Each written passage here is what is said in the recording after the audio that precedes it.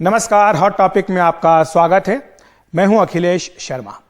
राष्ट्रपति चुनाव से ठीक पहले अपने इकलौते बड़े सहयोगी नीतीश कुमार के तीखे तेवरों ने बीजेपी को असहज कर दिया है। हालांकि वे खुद को राष्ट्रपति पद की दौड़ से अलग कर चुके हैं, लेकिन हर 5 साल में राष्ट्रपति चुनाव एक ऐसा मौका होता है जब नीतीश कुमार किधर जाएंगे इसकी अटकलें आखिरी समय तक लगती रहती हैं। इस बार नीतीश कुमार जिस तरह एक एक कर बीजेपी के हर एजेंडे को काट रहे हैं, उसके बाद फिर से कयास लगने लगे हैं कि आखिर नीतीश क्या करेंगे। उस पर हम बात करेंगे, लेकिन पहले यह देखते हैं कि नीतीश ने किस तरह बीजेपी के एजेंडे पर अपने डंडे चलाए हैं। सबसे पहले अगर बात करें तो इतिहास के पुनर्लेखन को लेकर हाल ही में गृह मंत्री अमित शाह ने एक बयान दिया था। कहा था कि इतिहास का पुनर्लेखन होना चाहिए और जो इतिहास के पन्नों पर ऐसे लोग जिनका कारनामे या जिस तरह की उनकी गौरव गाथा है वो दर्ज नहीं है, उनके बारे में जनता को, पीढ़ी को बताना चाहिए। लेकिन नीतीश कुमार से जब पूछा गया तो उन्होंने कहा कि इतिहास को फिर से लिखने की क्या जरूरत है, इतिहास कैसे बदला जा सकता है, इतिहास तो इतिहास है। ये नीतीश कुमार ने कहकर एक तरह से अमित शाह की जो बात थी उसको काट दिया। इसके बाद हम बात करते हैं जातिगत जनगणना का मुद्दा।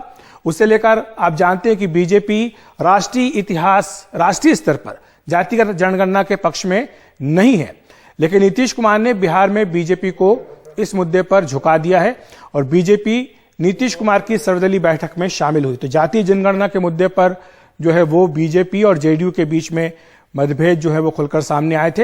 हालांकि बाद में बीजेपी ने समर्थन किया और कैबिनेट की बैठक में जातिवार जनगणना को मंजूरी दे दी गई। तो ये नीतीश कुमार ने जो था दूसरी बार बीजेपी के एजेंडे पर अपना डंडा चलाया।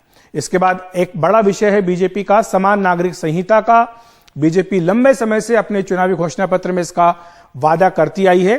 बीजेपी के शासन वाले उत्तराखंड में सरकार बनते ही समान नागरिक संहिता के लिए एक समिति बना दी गई है।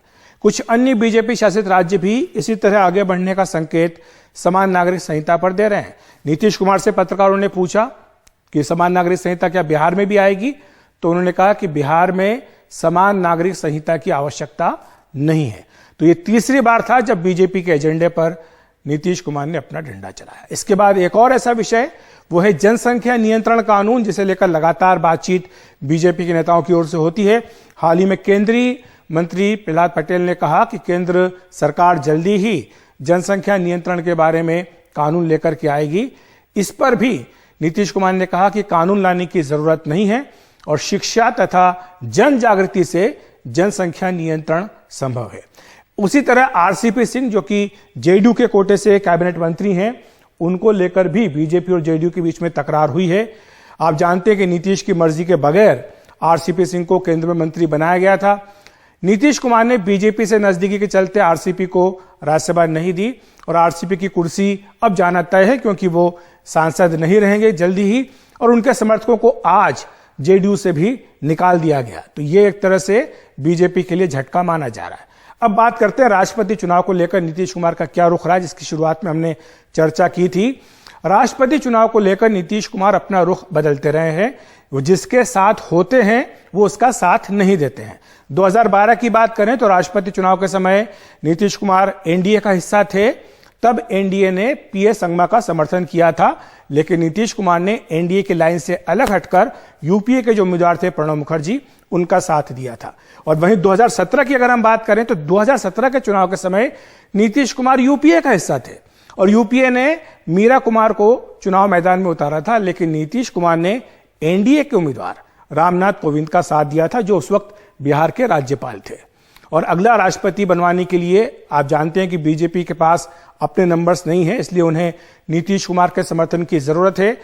अभी नीतीश कुमार की संख्या अगर हम देखें विधायक सांसदों की, तो जेडीयू के पास 22,485 मत मूल्य है, जो कि निर्वाचन मंडल का करीब 2% है, और बीजेपी के पास बहुमत नहीं है, इसलिए बीजेपी को जेडीयू, बीजेडी और वाईएसआर कांग्रेस के समर्थन की जरूरत है। तो नीतीश कुमार क्या करेंगे? क्या इतिहास दोहराएंगे? क्या वो एनडीए के उम्मीदवार का साथ देंगे, हालांकि उसके नाम का अभी तक ऐलान नहीं किया गया है, या फिर वो किसी और रास्ते पर जाएंगे? हमारे साथ चर्चा करने के लिए खालिद अनवर हैं, जो कि जेडीयू के प्रवक्ता हैं, और साथ ही आलोक वत्स जी हैं, जो कि बीजेपी के नेता हैं। आप दोनों का बहुत बहुत स्वागत है। एनडीटीवी इंडिया पर। खालिद जी, सबसे पहले आपसे जानना चाहूंगा कि ये जो बीजेपी का जो कोर एजेंडा है, वो चाहे समान नागरिक संहिता हो, चाहे जनसंख्या नियंत्रण हो, चाहे इतिहास का पुनर्लेखन हो, जातिगत जनगणना हो, एक एक करके हर एजेंडे को नीतीश कुमार खारिज करते जा रहे हैं, क्यों? देखिए अखिलेश जी, ये बात पता नहीं क्यों नहीं समझ में आती है लोगों को कि जनता दल यूनाइटेड एक अलग पॉलिटिकल पार्टी और वो सेकुलर पॉलिटिकल पार्टी है, उसका अपना एजेंडा है। हम एनडीए अलायंस में है, इसका मतलब ये नहीं है कि हम उनके किसी और पार्टी के एजेंडे पे चले। हम अपने एजेंडे के साथ किसी अलायंस में हैं। अगर वो यूनिफॉर्म सिविल कोड की बात करेंगे, हमारी पार्टी का बहुत स्टैंड क्लियर है कि हम लोग यूनिफॉर्म सिविल कोड को कभी सपोर्ट नहीं कर सकते। पॉपुलेशन कंट्रोल पे बात करेंगे, हम लोग उनके साथ नहीं है, अपने अलायंस के साथ। इसी तरह जो भी एजेंडा है, अगर उनका अपना एजेंडा है तो जनता दल यूनाइटेड का अपना एजेंडा है, और हम अपने एजेंडे के साथ ही किसी के साथ अलायंस में हैं। लेकिन आपकी संख्या कम है, आपकी संख्या कम है, बीजेपी की संख्या वहां सबसे ज्यादा, इसके बावजूद भी देखिए, ये संख्या की बात नहीं है अखिलेश जी। ये इलेक्शन 2020 में जो असेंबली का, विधानसभा का इलेक्शन हुआ, वो नीतीश कुमार की लीडरशिप में लड़ा गया, और नीतीश कुमार को मुख्यमंत्री बनाने के लिए बिहार के लोगों ने अपना वोट दिया। नीतीश कुमार जी मुख्यमंत्री है, इसलिए वो लीडर थे, पहले से घोषित लीडर थे। ऐसा नहीं कि बाद में उनको किसी ने थोपा है। तो संख्या कम है, ज्यादा एनडीए की जो सीटें आई वो नीतीश कुमार की वजह से आई। तो इसमें यानी ये नहीं कहा जा सकता कि हम किसी के कृपा पे हैं। ये बिहार की जनता ने नीतीश कुमार को लीडर बनाया, नीतीश कुमार को मुख्यमंत्री के लिए वोट दिया, इसलिए हम है। लेकिन इसके बावजूद अखिलेश जी, हम लोग अपने एजेंडे से 1 इंच दाएं बाएं नहीं हो सकते किसी के दबाव में।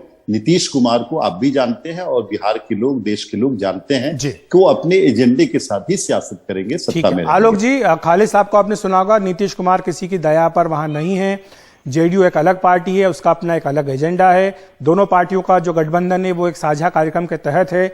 इसलिए बीजेपी चाहे कुछ कहती रहे, लेकिन जेडीयू वही करेगी, नीतीश कुमार वही कहेगी जो उनका अपना एजेंडा है। देखिए अखिलेश जी, इनका कहना सही है, वो किसी के कृपा पे नहीं है, लेकिन वो हमारे बड़प्पन के कारण है।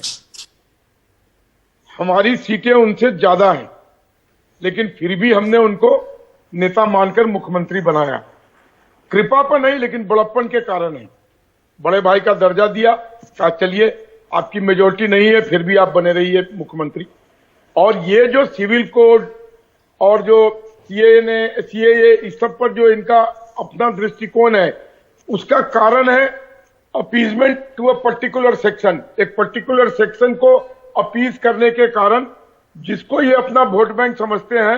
हालांकि आने वाले चुनाव में इनको ये पता लग जाएगा कि वोट बैंक इनसे खिसक चुका है और वो चला जा चुका है तेजस्वी यादव के साथ। लेकिन फिर भी ये लास्ट तक उसको पकड़े रहेंगे कि हाँ भाई, अगर हमने ये स्टैंड ले लिया तो ये वोट बैंक उधर चला जाएगा। तीसरी चीज, आज 21वीं सदी में, इस पढ़े लिखे युग में जातीय मतगणना की बात करना, ये कितना।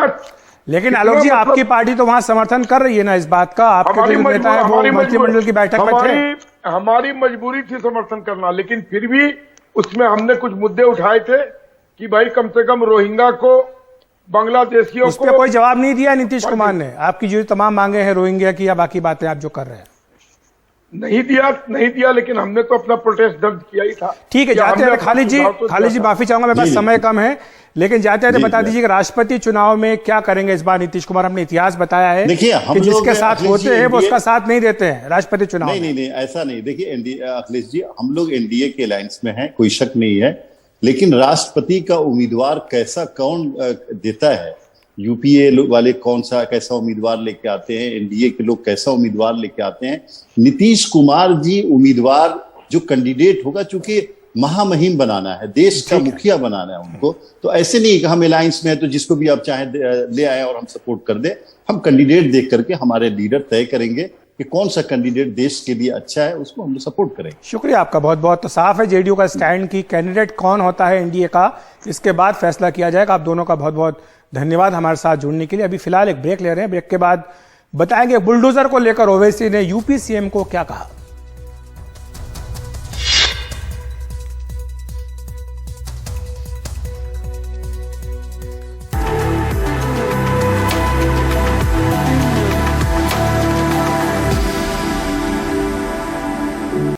एआईएमआईएम के प्रमुख असदुद्दीन ओवैसी ने यूपी के प्रयागराज में 10 जून की हिंसा को लेकर बुलडोजर की कार्रवाई को असंवैधानिक बताया है।